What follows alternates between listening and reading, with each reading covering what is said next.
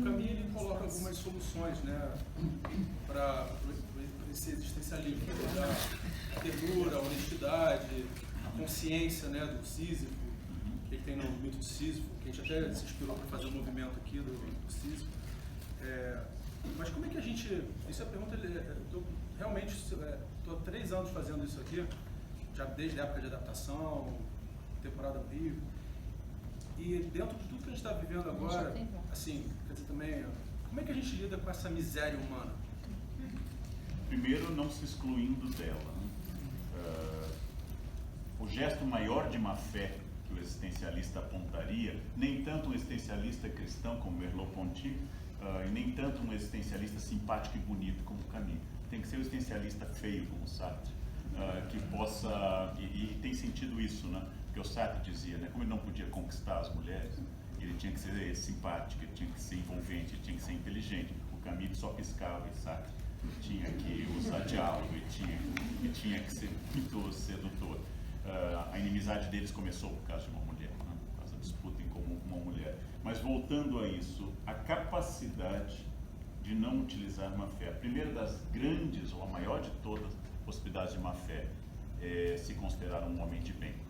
Talvez seja a coisa mais vulgar e agressiva que alguém pode fazer. Porque se eu sou um homem de bem, eu autorizo que o meu mal, em nome do bem, possa ser exercido sobre o outro. E eu transformo o meu medo em agressividade, e a pior de todas as agressividades, que é aquela que é para melhorar o mundo. Aquela que se faz em nome da justiça ou da luta ética. Os moralistas são os assassinos mais violentos, porque eles não matam por ódio, eles matam para que o mundo melhore. E quem mata em nome da melhoria, mata sem culpa e feliz. E as cruzadas são sempre violentas, porque elas não fazem isso porque eu tenho interesse nos seus bens, porque eu quero invadir sua terra. Eu faço isso porque Deus mandou, porque eu represento a família, o bem, a ordem, eu represento a civilização. E quem representa a civilização é de uma violência extraordinária. A primeira grande questão, quando o Camus especialmente fala da gentileza, da capacidade da compaixão, que não aparece tanto nas suas personagens, é exatamente a capacidade que o médico tem na peça de cumprir aquilo que no Bhagavad Gita, da grande obra do hinduísmo, Arjuna pergunta a Krishna, né? O que eu tenho que fazer? Fazer como o médico do caminho, faça a sua parte. Se você cuidar da sua parte sem julgar e ajudar, já é algo extraordinário. Mas enquanto que no hinduísmo isso é uma maneira de eu voltar melhor na samsara e me tornar alguém inserido em uma ordem prévia, no existencialismo isso é uma liberdade absoluta. Ou seja, eu posso ser alguém melhor, porque eu posso escolher por ser alguém melhor, e não para seguir um sistema prévio que, para estabelecer quem é moral, estabelece quem é imoral. Ou, utilizando uma ideia Foucaultiana, não se fazem hospícios no século XIX para colocar os loucos. São feitos hospícios para garantir que quem está fora é sadio. Esse é o objetivo dos hospícios. Ou seja, eu não faço a clínica psiquiátrica para lá jogar a tia nervosa. Eu faço para dizer que, já que eu não fui internado à força, eu devo ser normal. E a existência e a constituição, como Foucault diz nos seus volumes da história da sexualidade, da parafilia, do desvio, é uma maneira não de caracterizar o grupo minoritário ou parafílico, mas para garantir que eu pertenço ao grupo normal. A normalidade é, de longe, a psicopatia mais agressiva, porque ela te institui juiz do mundo. Então, nada mais agressivo do que a ideia de normalidade. Não porque ela seja feliz, mas porque ela te torna legalmente dotado de uma licença para matar, para encarcerar, para agredir, para ser alguém que pode ordenar o mundo. A vontade pedagógica do bem é o mal mais agressivo que pode existir no planeta. Porque o verdadeiro bem, em primeiro lugar, não é agressivo, nem pedagógico, nem invasivo. Ele é, em primeiro lugar, o reconhecimento da diversidade humana e da minha capacidade de que o que eu sou não é obrigatório para que o outro seja.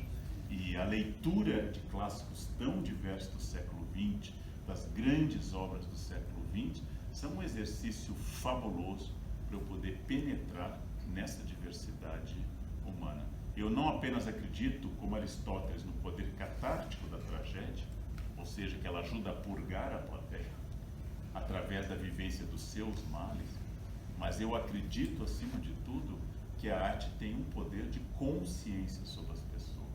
Pessoa que compreende a arte deixa de ser minimamente babaca. Minimamente babaca. Não dá para ser completamente não babaca, mas dá para ser minimamente babaca. E a arte tem esse poder aristotélico da catarse, especialmente a tragédia, ou seja, a presença, como diz o médico na obra, eu não admiro tanto os santos, eu admiro os humanos. Os santos são muito pouco humanos. Eu não acredito nos heróis épicos, eu acredito nas pessoas com essa resiliência cotidiana absoluta. E quando alguém me diz, por exemplo, você viu que caso terrível, fulano matou o cicrano, existencialisticamente a pergunta seria, por que tão poucos se matam? Porque o motivo, ele é muito maior do que isso, né? Em resumo, nós somos piores do que a cidade enclausurada da peste. Nós vivemos pestes e nos acostumamos com ela. E a peste emocional, para usar a expressão do Reich, do Wilhelm Reich, a peste emocional, a couraça do caráter que nós temos, é vivermos em uma cidade como São Paulo, uma realidade de São Paulo, e supor que isso seja normal. E ainda cantar que você gosta de São Paulo e se sentir uma espécie de Nova York tropical. É curioso isso. Talvez de todas as pestes, a peste de se achar bem em uma cidade com as nossas características é a mais estranha. Mas pelo menos São Paulo. O Camille esteve em São Paulo e falou que era uma oranda desmedida. É a cidade que... Oranda é a cidade onde passa. É a cidade que ele cria para criar esse laboratório. Da mesma forma, se quiserem um perfeito contraponto a esse texto, é o genial ensaio geral sobre a cegueira, porque ao invés de ser atingido pela peste, a cidade do nosso grande escritor e prêmio Nobel Saramago é atingida por uma incapacidade de ver. Outra metáfora, né? Porque na verdade na cidade ninguém vê, todo mundo só vê suas personagens, o carro que você tem, a roupa, e a cegueira reduz as pessoas à democracia, como a peste reduzia as pessoas à sua democracia. A peste é também uma equalizadora social e uma capacidade de consciência extraordinária. Pela primeira vez a morte cotidiana e repetitiva, que ficava velada e vedada, aparece agora nas ruas.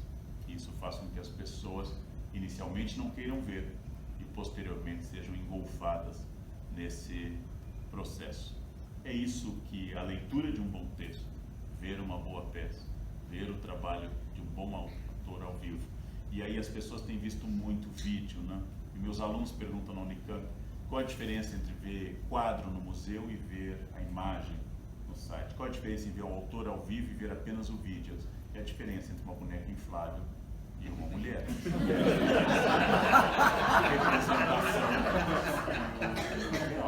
É um boneco inflável, se preferissem.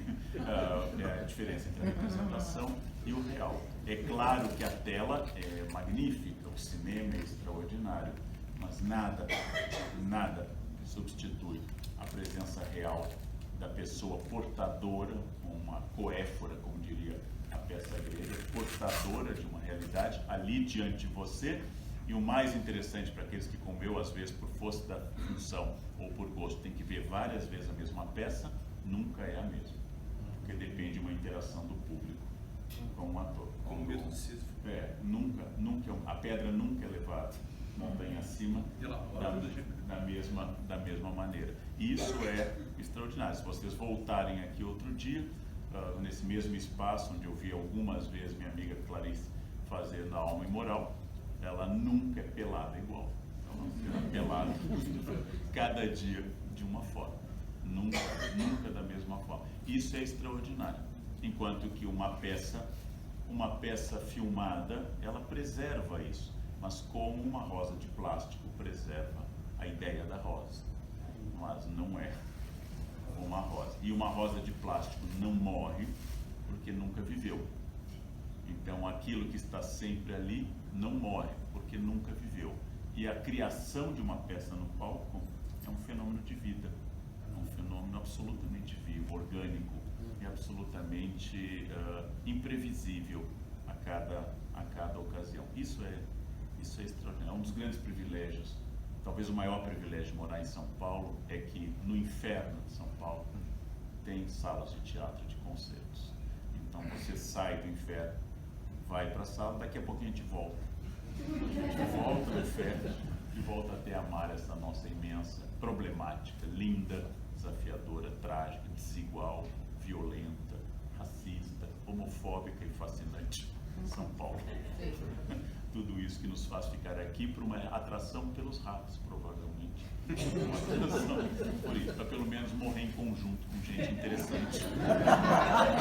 Anonimamente, em algum condomínio fechado e protegido, morremos em conjunto, em grande quantidade. Né? Quando a morte se torna estetizada, como no caso dos grandes fenômenos de peste, como em outras obras, como Amor nos Tempos do Cólera, do Garcia Marques, e todas essas reflexões sobre a vida esgarçada que a arte proporciona.